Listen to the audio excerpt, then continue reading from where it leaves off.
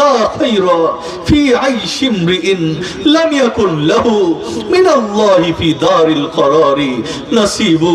ও দুনিয়ার মানুষ শোনো, তুমি বিশাল বাড়ির অট্টালিকার মালিক হইতে পারো, তুমি অনেক গাড়ির মালিক হইতে পারো, শত শত বিঘা হাজার হাজার বিঘা জায়গার মালিক হইতে পারো, বড় চেয়ারের মালিক হইতে পারো, বড় খানদানের সন্তান হইতে পারো, বড় বংশমর্যাদার অধিকারী হইতে পারো, যদি আখিরাত তোমার শূন্য হয়ে যায়, যদি আখিরাতে তোমার জন্য স্থায়ী বরাদ্দ না থাকে, যদি আল্লাহর নৈকট্য তুমি লাভ করতে না পারো, যদি নববী জিন্দেগি তুমি ধারণ করতে না পারো, তুমি জেনে রাখো লা খায়রা ফি আইশি ইমরিইন লাম ইয়াকুন লাহু মিনাল্লাহি ফি দারিল করারি নাসিবু।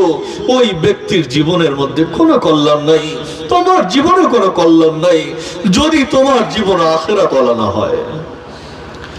ঠিক বলছেন না ভুল বলছেন? বলেন না, সঠিক কথা বলছেন।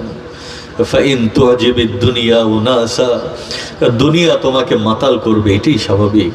দুনিয়ার চাকচিক্য তোমাকে অস্থির করে দেবে, এইটাই স্বাভাবিক। দুনিয়ার জীবনের টাকা পয়সা, ধন দৌলত, গাড়ি বাড়ি, নারী, এইগুলা দেখে তুমি আখিরাতকে ভুলে যাবে, এটাই স্বাভাবিক।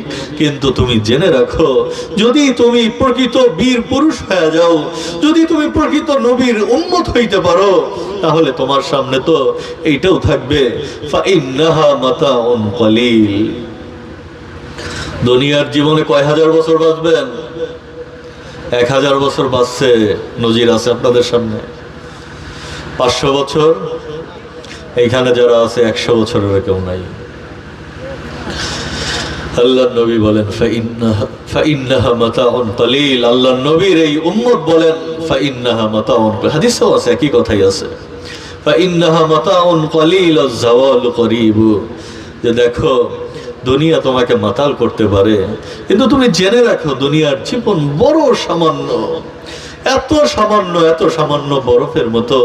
হাসান বসরি বলেন যে দেখো, ইয়া ইবনে আদম ইন্নাকা আনতাল আইয়াম, ও বনি আদম, তুমি 31st নাইট গেল, যুবকরা পালন করছে, অনেক বুড়ারাও করছে, বিশাল হই হুল্লোড়, গান বাজনা।